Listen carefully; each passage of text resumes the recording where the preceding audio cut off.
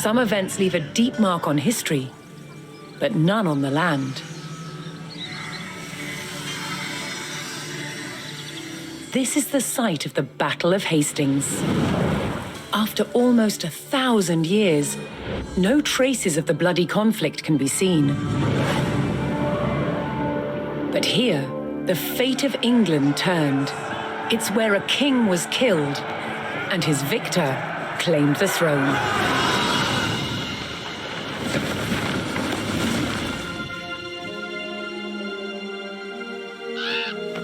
October 14th, 1066. We know what happened here on this day, thanks to this. The Bayeux Tapestry. A carefully preserved, illustrated record of events. It shows the main players. Harold, the newly crowned Anglo-Saxon King of England, and his challenger, William, Duke of Normandy. William claimed the previous king had promised him the crown. So, he assembled an army and prepared to sail to England to fight King Harold for the throne. But a storm thwarted his plans. Meanwhile, Harold discovered that a Viking invasion had landed in the north. Another threat to his crown. So he raced to fight them. In France, William waited for the right conditions to sail across the Channel to England.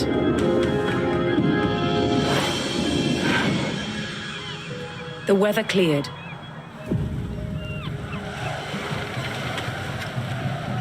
He seized his chance.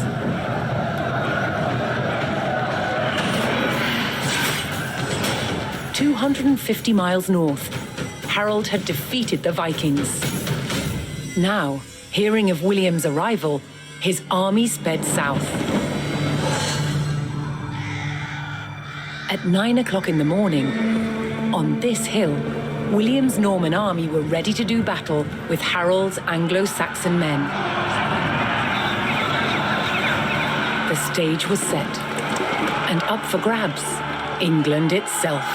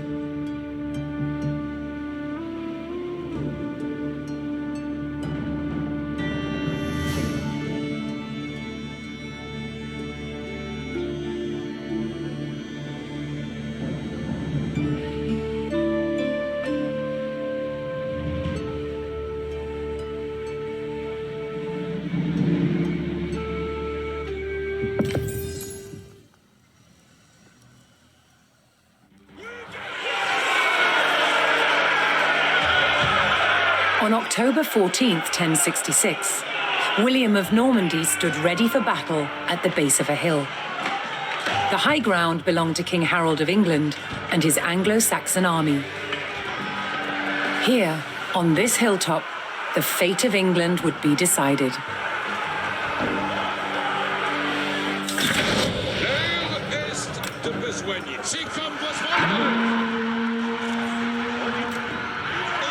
William's Norman army made the first charge. launching a direct assault on the shield wall.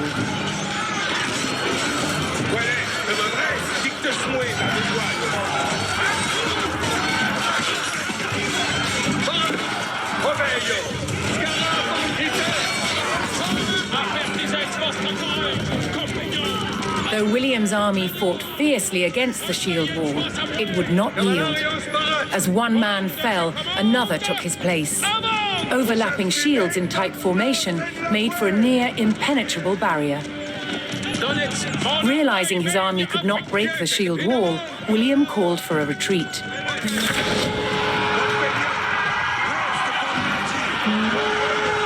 William's feigned retreat was working. The Anglo-Saxon army broke their shield wall formation, leaving gaps for William to make a move.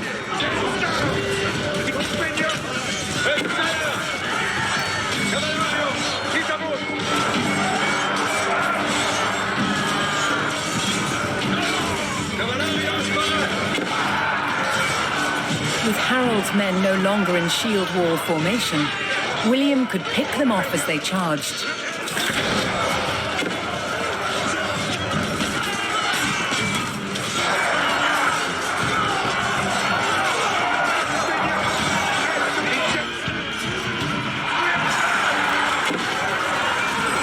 The Anglo-Saxons had deployed rows of spearmen to push back the invaders, but William had an answer. His sharp-eyed archers.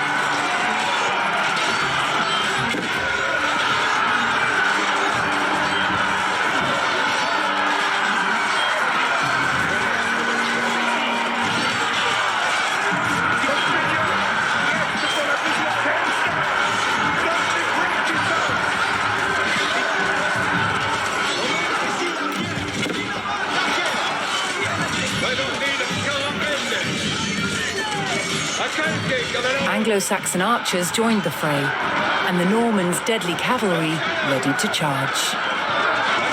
But first, William's forces had to eliminate the enemy spearmen, whose sturdy polearms could easily bring down a horse.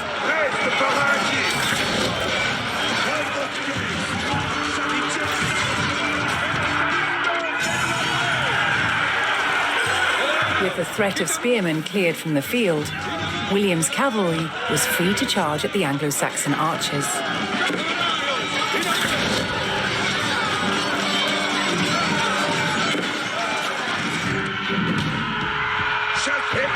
More Norman men-at-arms reinforced William's army. The Anglo-Saxon army was in disarray. Their shield wall had been neutralized, and their numbers were dwindling. Now the only thing standing between William and victory was King Harold himself.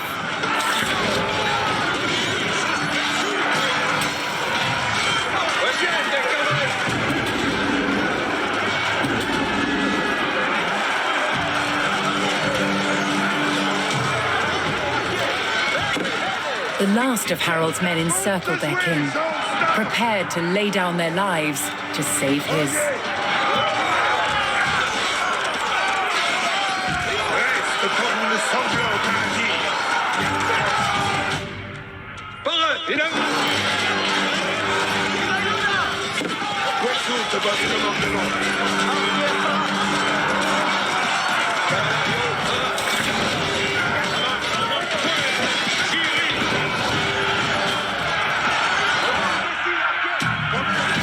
The Anglo-Saxon King Harold had fallen.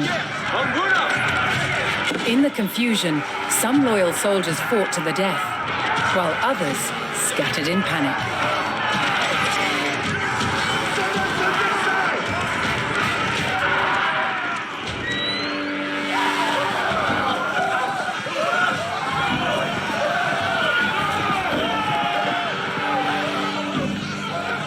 Leaderless and defeated, the last of the Anglo-Saxon army fled for their lives.